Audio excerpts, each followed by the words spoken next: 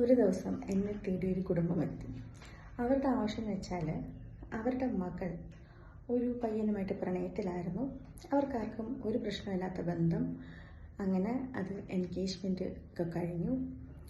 വിവാഹത്തിൻ്റെ ഡേറ്റും അടുപ്പിച്ചിരിക്കെ ആ പയ്യനൊരു ആക്സിഡൻറ്റിൽ മരിച്ചു. ഇവരുടെ ആവശ്യം എന്ന് വെച്ചാൽ അടുത്തൊരു ബന്ധം വന്നിട്ടുണ്ട്. ഈ പെൺകുട്ടി അതിന് തയ്യാറാവുന്നില്ല. അവൾ പറയുന്ന ഇത്രയേ ഉള്ളൂ, എനിക്കൊരിച്ചിരി സമയം എന്താ, എനിക്ക് മറക്കാൻ, അവനെ ഒന്ന് എൻ്റെ മനസ്സിൽ നിന്നും മാറിക്കോട്ടെ. എൻ്റെ മനസ്സിൽ ഒരുപാട് മെമ്മറീസ് ഉണ്ട് മാഡം, എനിക്കൊരിച്ചിരി സമയം തരാൻ പറ. ഞാനത് പറയാൻ ശ്രമിക്കുമ്പോൾ അവരെന്നെ രൂക്ഷമായി നോക്കിയിട്ട്,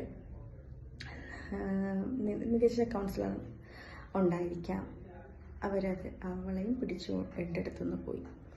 അതുപോലെ ഒരു കോളേജിൽ ഞാൻ ക്ലാസ് എടുക്കാൻ ചെന്നപ്പോൾ എല്ലാം കഴിഞ്ഞിറങ്ങിയപ്പോൾ ഒരു കുട്ടി എൻ്റെ അടുത്ത് ഓടി വന്നു. അവളുടെ ദേഹത്തെ ആഭരണങ്ങളിൽ നിന്ന് എനിക്ക് മനസ്സിലായി അവളൊരു പുതുപ്പെണ്ണാണെന്ന്. അപ്പം അവൾ പറയുന്നു, ഞാൻ 2ാം വിവാഹമാണ് എൻ്റെത്. ആദ്യത്തെ വിവാഹത്തിൽ ഹസ്ബൻഡ് മരിച്ചുപോയി. ആ സമയത്ത് ഞാൻ ഗർഭിണിയായിരുന്നു. എൻ്റെ കുഞ്ഞിനെ അബോർട്ട് ചെയ്യിപ്പിച്ചു. ഇപ്പോഴത്തെ ഹസ്ബൻഡും അമ്മായിയമ്മയും ഒക്കെ വളരെ നല്ലതാണ്. പക്ഷെ ഞാൻ ഉറങ്ങാൻ കിടക്കുമ്പോൾ എൻ്റെ ചെവിയിലൊക്കെ എവിടെ ഒരു കുഞ്ഞ് കരയുന്ന പോലെ തോന്നും. ഒരു കുഞ്ഞിൻ്റെ കരച്ചിൽ ഞാൻ കേൾക്കും.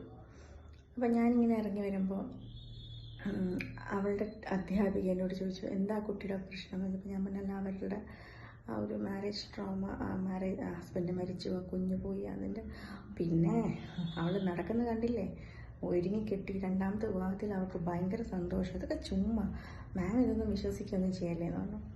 ഞാൻ ഓർക്കുമായിരുന്നു, എങ്ങനെയാണ് പറയാൻ പറ്റുന്നത്, നമ്മളുടെ ഓരോരുത്തരുടെയും മനസ്സിൽ, ചിരിച്ചുകൊണ്ട് നടക്കുന്ന എല്ലാവരുടെയും മനസ്സിൽ എപ്പോഴും സന്തോഷമാണ്.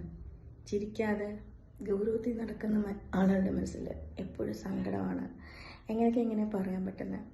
ഒരു മനുഷ്യൻ്റെ മനസ്സ്, ഇനിയിപ്പോൾ എത്ര അടുത്ത, നമ്മുടെ ഏറ്റവും അടുത്ത ആളാണെങ്കിലും, ഇപ്പം ആദ്യത്തെ കേസിൽ പറഞ്ഞ പോലെ അതിൻ്റെ അമ്മയ്ക്ക് പോലും അതിൻ്റെ മനസ്സ് മനസ്സിലാക്കാൻ പറ്റിയിട്ടില്ല.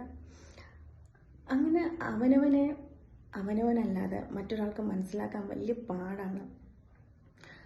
അത് മനസ്സിലാക്കാൻ ശ്രമിപ്പിക്കുമ്പോൾ പ്രൊഫഷണലി എൻ്റെ അടുത്ത് വരുമ്പോൾ ഞാൻ പലപ്പോഴും നിങ്ങളുടെ കുട്ടിക്ക് ഇങ്ങനൊരവസ്ഥയാണ്, അത് മാറ്റാൻ ഇന്നത് ചെയ്യണമെന്ന് പറയുമ്പോൾ അവരെന്നെ കാലത്തിനും സമൂഹത്തിനും നിരക്കാത്ത ഒരു കൗൺസിലറായിട്ടായിരിക്കും കാണുന്നത്.